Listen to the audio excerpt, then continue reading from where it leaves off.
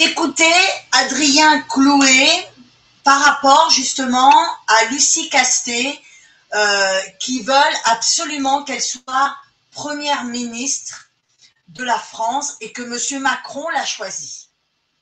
Alors, ce qu'il faut, vous allez entendre que M. Clouet dit que M. Macron doit respecter et se soumettre aux institutions. Alors, les institutions, c'est justement le respect des processus démocratiques et institutionnels de la République française. Ça veut dire quoi? Ça veut dire que M. Macron, de toute façon, il n'est pas obligé de prendre Lucie Castet en tant que première ministre. Ça aurait été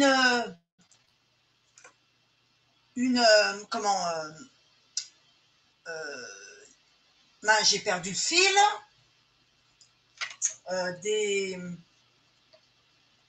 Voilà.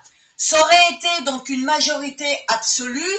Il n'était même pas obligé de prendre. Mais vu qu'il doit avoir un gouvernement qui doit gouverner et faire appliquer les lois, les voter, donc il vaut mieux que ça soit des personnes qui s'entendent sur les mêmes choses.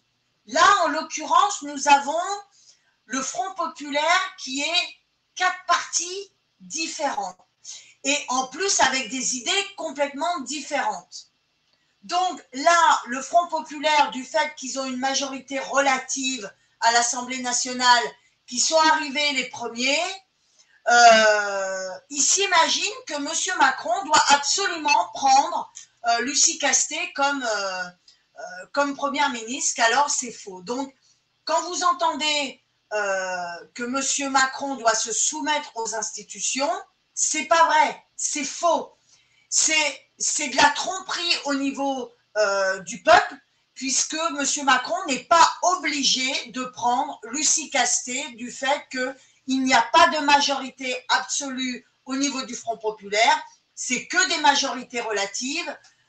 Donc, écoutez, monsieur Clouet.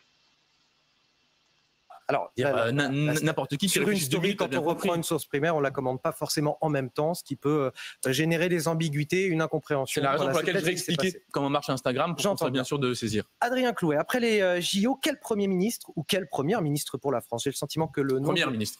J'ai le sentiment, en tout cas, malheureusement pour vous, que le nom de votre candidate, Lucie Castet, a été rapidement évacué par l'Élysée, qu'on est plutôt en train de chercher du côté de la droite ou du centre droit. Ce sont les noms de Laurent Wauquiez, de Xavier Bertrand, qui circulent beaucoup en ce moment. Eh ben moi, je vous les évacue sur votre plateau. Non, écoutez, on est dans un régime... Le problème, c'est que c'est Emmanuel Macron qui prendra la décision. Ben, c'est Emmanuel Macron qui se soumettra aux institutions. Et un président dans ce pays, ça fait maintenant 100 ans qu'on a l'expérience depuis M. Mitterrand, un président, il se soumet ou il se démet. Et donc, M. Macron doit... C'est la nature des institutions, c'est la nature de la démocratie. Il doit nommer à Matignon la force qui est arrivée en tête aux élections.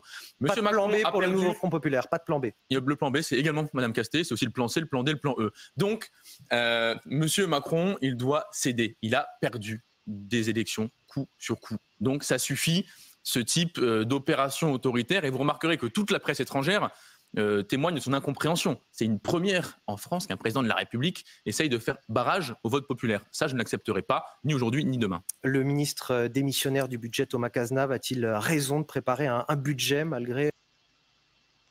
Voilà. Donc, vous avez entendu M. Clouet, donc, M. Macron doit se soumettre. Ben non.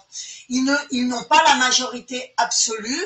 Donc, eux-mêmes, ils doivent respecter justement les législatives, c'est-à-dire qu'ils ne sont pas arrivés en majorité absolue, mais en majorité relative. Ils ne sont pas suffisants pour pouvoir monter un gouvernement, puisqu'il faut 289 sièges. Donc, je pense que M. Clouet doit l'oublier. Et donc, M. Macron n'est pas obligé de prendre un ministre du Front populaire. Il peut très bien prendre un ministre de son ancien gouvernement ou du MoDem, du Centre, du RN, etc. Il n'est pas obligé. Donc, M. Clouet parle comme ça parce qu'ils veulent imposer leur ministre.